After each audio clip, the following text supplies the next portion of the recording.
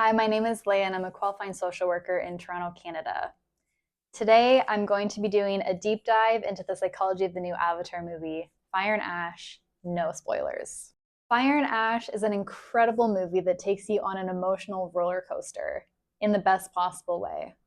The story takes you from breathtaking moments to aching sadness and back to pure happiness. In this video, I'll break down 4 major psychology themes in Avatar Fire and Ash and why they resonate so strongly right now.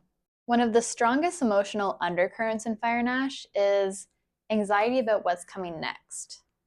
In psychology, we understand anxiety as a future-oriented emotion. It arises when people feel uncertainty, threat, or lack of control over what lies ahead. And importantly, anxiety doesn't always come from immediate danger. It often comes from anticipating loss or harm.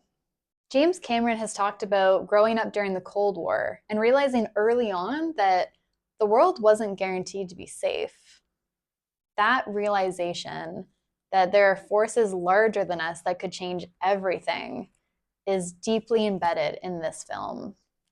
Fire and Ash reflects a world where stability feels fragile. Environmental collapse, violence, displacement, these are ongoing pressures that the characters face. And from a psychological perspective, this kind of chronic uncertainty keeps people in a heightened state of vigilance. It shapes decision-making, relationships, priorities. People don't just respond to what's happening, they respond to what they fear might happen next.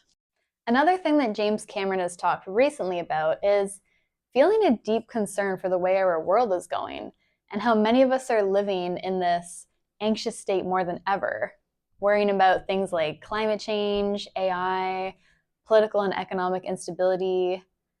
This film captures that feeling of standing on the edge of something, knowing that change is coming, but not knowing what it will cost. What Avatar does is externalize that anxiety. It gives it a landscape, a threat, a story, and that's powerful because anxiety is easier to sit with when it's shared, when you can see it reflected back at you instead of carrying it alone. The next themes are love and family, which go hand in hand. James Cameron describes Fire and Ash as a family story. Family is the primary unit of survival. It's where safety, meaning, and identity are formed. When the future feels uncertain, love becomes more intense. People hold tighter, they protect harder, and they sacrifice more. This movie really centers on love as a family system rather than as an abstract feeling. Families aren't just a collection of individuals, they're emotional units.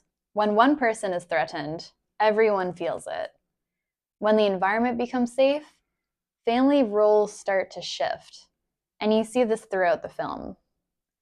Parents becoming more protective, children becoming pulled into adult responsibilities earlier than they should be, and families having to make impossible choices under pressure. In psychology, this is what happens when a family is operating in survival mode.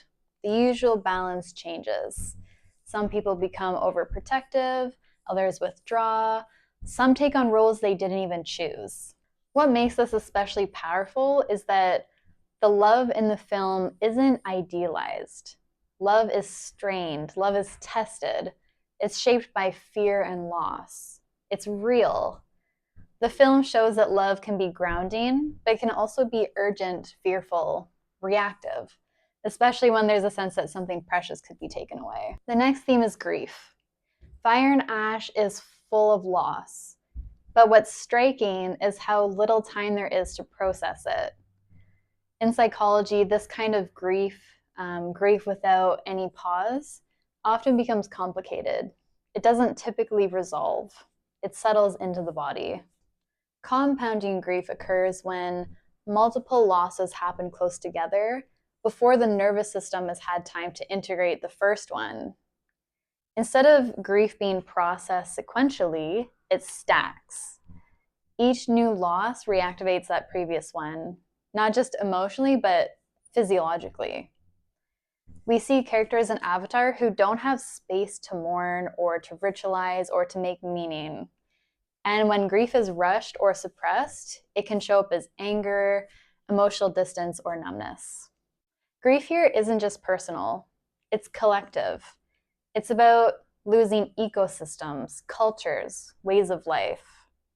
James Cameron has said that the Na'vi represent our better nature, empathy, connection, balance, while the humans reflect our more fearful and extractive side. But the film isn't saying one side wins forever. It's asking a psychological question. Can empathy, love, and awareness interrupt the damage we're capable of? And that's why this film lingers. It's not just about another world, it's about this one. And whether we can face our anxiety, hold on to love, and still grieve honestly without becoming numb or cruel. If this movie affected you emotionally, you're not alone and you're not imagining it. It's designed to.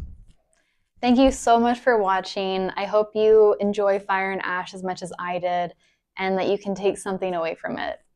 Please like and subscribe for more content.